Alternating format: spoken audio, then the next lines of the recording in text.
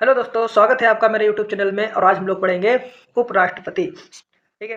तो दोस्तों, उपराष्ट्रपति का पद देश का दूसरा सर्वोच्च पद होता है।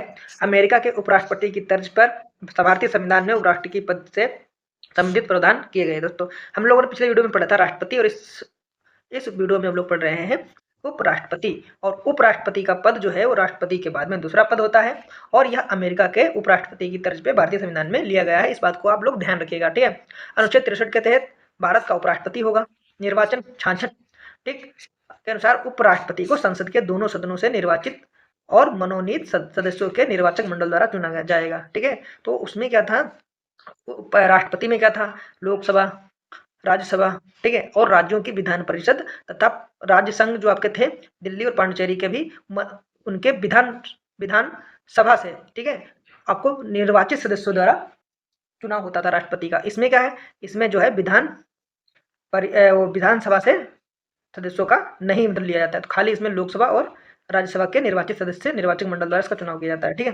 योग्यताएं देख लेते हैं। उपराष्ट्रपति के पद के लिए व्यक्ति को भारत का नागरिक 35 वर्ष की आयु तथा राज्यसभा का सदस्य बनने की योग्यता रखता हो, किसी के लाभ पद पर ना हो। उपराष्ट्रपति के चुनाव के नामांकन के लिए उम्मीदवार के लिए कम से कम 20 प्रस्तावक, 20 अनुमोदक होना आवश्यक है, और राष्ट्रपति के लिए 50-50 थे। तो इस बात को ध्यान रखिएगा। इस प्रयोजन के लिए कोई व्यक्ति केवल इस कारण कोई लाभ पद पर धारण नहीं समझा जाएगा कि वह संघ का राष्ट्रपति, उपराष्ट्रपति या किसी राज्यपाल है, संघ या किसी राज्य मंत्री है।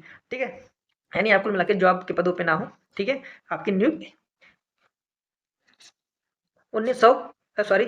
अनुच्छेद 67 के अनुसार उपराष्ट्रपति की पदावधि 5 वर्ष होगी। ठीक है। इससे पूर्व किसी समय अपना त्यागपत्र राष्ट्रपति को दे सकता है। तो किसको देता है? राष्ट्रपति को त्यागपत्र अपना।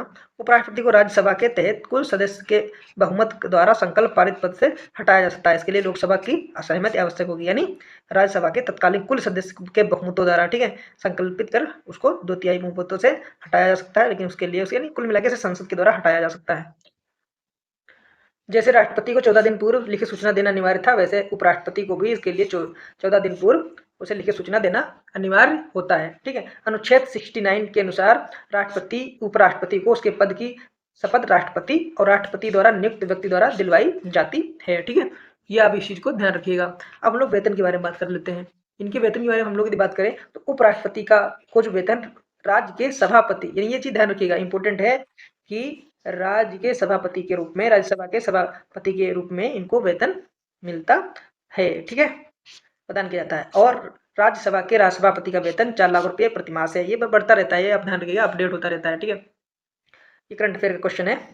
जिस अवधि के दौरान उपराष्ट्रपति राष्ट्रपति के रूप में कार्य करता है, उस दौरान वह राज्यसभा के सभी सभापति दिए जाने वाले वेतन भत्ते का हकदार नहीं होगा। उस दौरान उसे राष्ट्रपति का वेतन मिलता है। ठीक है, इस चीज को भी ध्यान रखिएगा। अब इसकी शक्तियां में कार्य पढ़ लेते हैं। उपराष्ट्रपति राज्यसभा का पदेन सभापति होता है। कहाँ का होता है? राज्यसभा का। अनुच्छेद 64 और 89।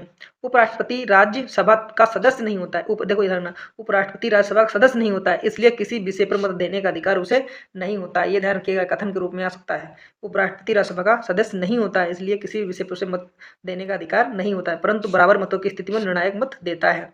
ठीक है। जब राष्ट्रपति का पद उसके त्यागपत्र, निष्कासन, मृत्यु या अन्य कारणों से खाली होता है तो उपराष्ट्रपति कार्यवाहक राष्ट्रपति के रूप में कार्य करता है। ठीक है, राष्ट्रपति कार्य। अब हम लोग कुछ उपराष्ट्रपतियों के बारे में पढ़ लेते हैं।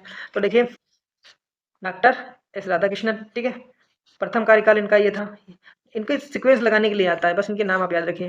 डॉक्टर जाकिर हुसैन, वी गिरी, गोपाल स्वरूप पाठक, वी डी जत्ती, न्यायमूर्ति हिमायतुल्लाह, आर वेंकटरमन, शंकर दयाल शर्मा, आर नारायण, कृष्णकांत, भैरव सिंह शेखावत, हामिद अंसारी, ठीक है, और वेंकैया नायडू। ठीक है। अब हम लोग देख लेते हैं कि 2 बार देखो ये बने हुए हैं, दो ऐसे उपराष्ट्रपति हैं, तो 2 काल तक ये उपराष्ट्रपति रहे। ठीक है।